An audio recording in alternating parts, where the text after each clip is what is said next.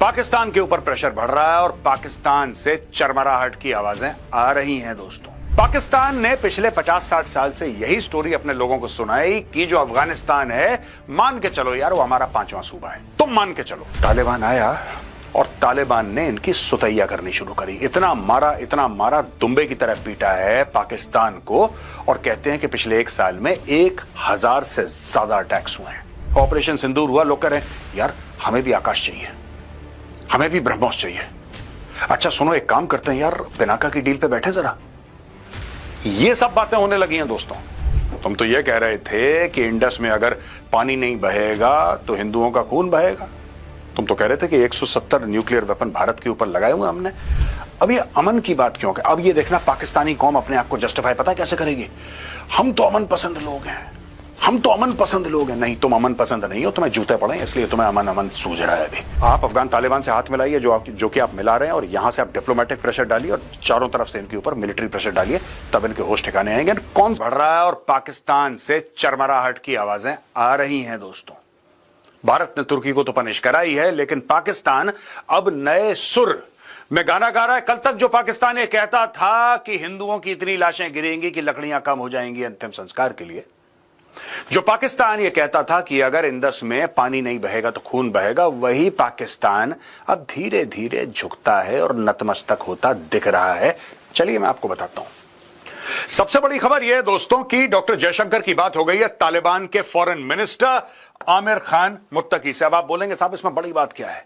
Doctor Jaishankar साहब तो दुनिया भर के लीडर से मिलते रहते हैं, राष्ट्रपति हो, प्रधानमंत्री हो, विदेश मंत्री हो, किसी भी देश का डॉक्टर जयशंकर हर हफ्ते दिखते हैं दुनिया के किसी कोने में लोगों के साथ बातचीत करते हुए और भारत की फॉरेन पॉलिसी को जोर से आगे बढ़ाते हुए।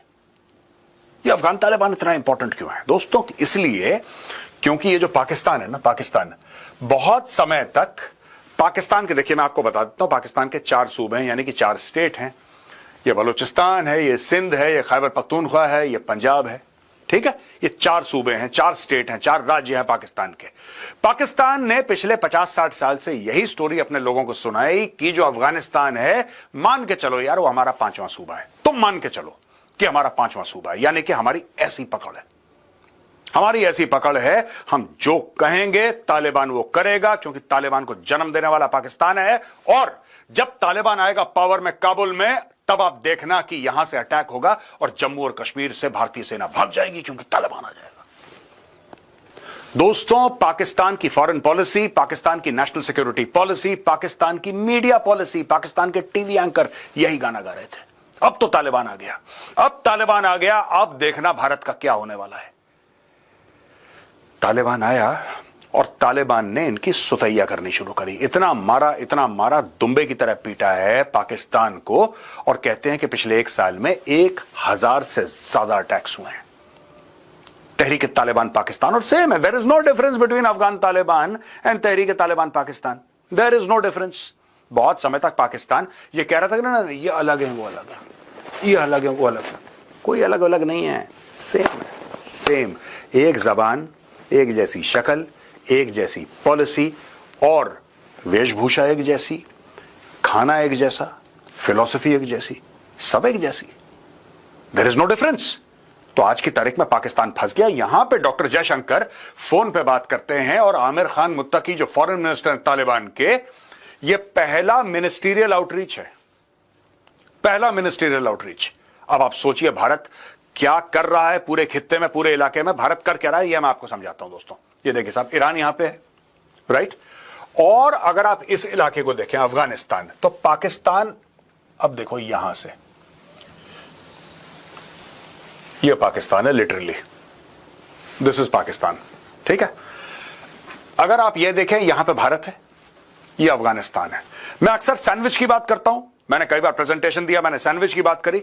यह पाकिस्तान का बन रहा है डिप्लोमेटिक सैंडविच।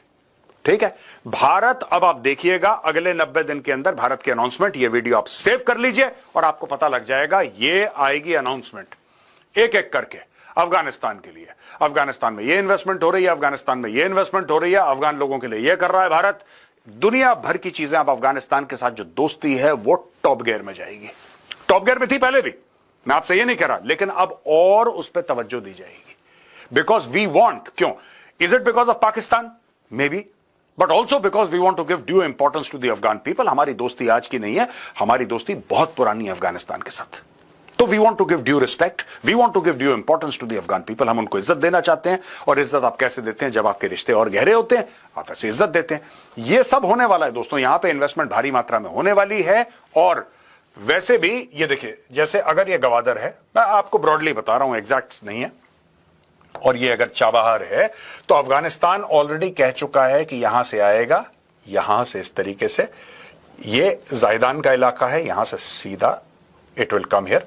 और दोस्तों, तालिबान ऑलरेडी प्रॉमिस कर चुका है investment in Chabahar of 35 million USD, 35 million USD का यहां पे इन्वेस्टमेंट प्रॉमिस कर चुका है। यानी कि सरकमवेंटिंग ऑफ पाकिस्तान इज कंप्लीट।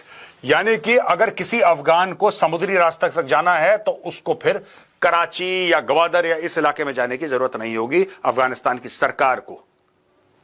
अच्छा, आपने हर समय देखा कि भारतीय मीडिया, आप लैंग्वेज देखिए, अगर आप पुराने ना कभी भी मीडिया रिपोर्ट्स देखेंगे भारत के, तो वो हर समय ऐसा दिखाते थे तालिबान की सरकार को कि तालिबान की सरकार जो है वो एक ऑफिशिएटिंग गवर्नमेंट है, वो एक टेम्पररी सी है।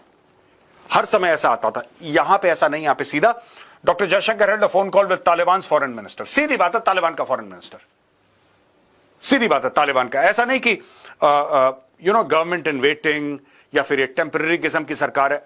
भारतीय सरकार ने पिछले कुछ दिनों में अपनी लैंग्वेज चेंज कर दी दोस्तों, ये चेंज्ड लैंग्वेज है। जो डिप्लोमेसी फॉलो करते हैं वो भली भांति परिचित हैं कि चेंज लैंग्वेज का मतलब क्या है।